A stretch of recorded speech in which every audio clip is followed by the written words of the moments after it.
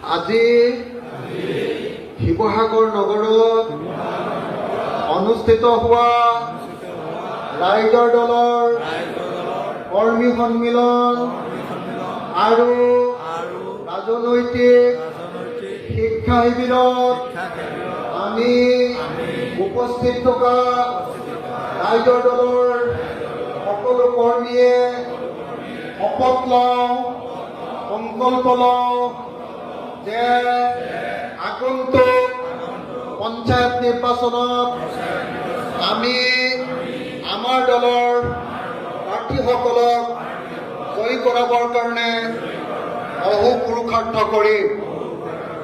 আমি সৰ্বশক্তি প্ৰয়োগ কৰি আমাৰ প্ৰাৰ্থীসকলক 2025 চনৰ পঞ্চায়ত নিৰ্বাচনত জয়ী কৰাম। আমি কোনেও দলৰ ভিতৰত বিসম্বাদ নকৰোঁ। আমি কোনেও দলৰ সৰ্বসন্মত প্ৰাৰ্থীৰ বিৰুদ্ধে নাযাওঁ।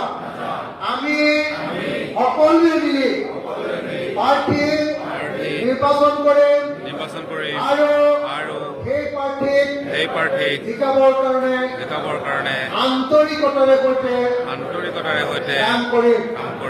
আমি 2026 চনৰ অসম বিধানসভাৰ নিৰ্বাচনত সাম্প্ৰদায়িক বিজেপি আৰু AIUDF পৰাজিত কৰিবৰ কাৰণে কাম কৰিম।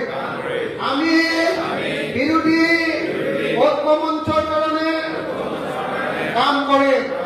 আমি ৰাইজৰ দলৰ প্ৰাৰ্থীসকলক বিধায়ক ৰূপে জিকাবৰ কাৰণে সৰ্বোচ্চ গুজাৰি দিম। আমি যুঁজিম, আমি জিকিম। আমি সকলোৱে ককাই ভাইৰ দৰে, ভাই ভনীৰ দৰে সকলোৱে কাম কৰে। জয় অসম, জয় অসম, জয় অসম।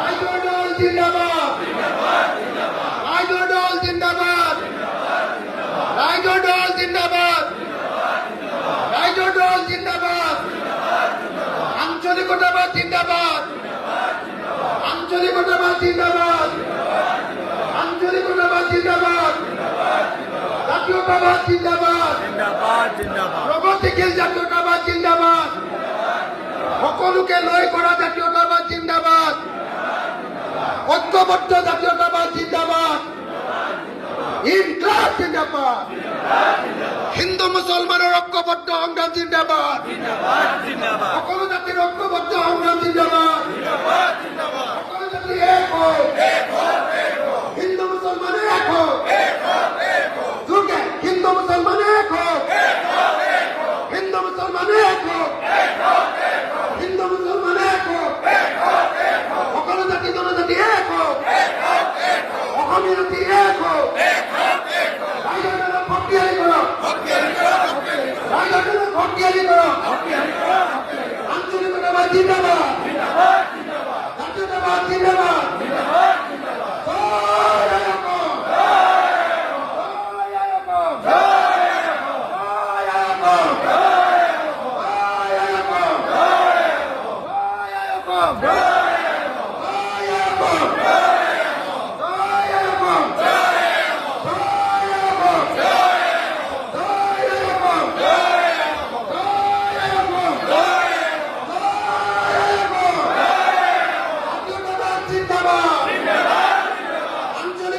জিন্দাবাদ, রাইজর দল জিন্দাবাদ, রাইজর দল জিন্দাবাদ, রাইজর দল জিন্দাবাদ, ইনকলাব জিন্দাবাদ।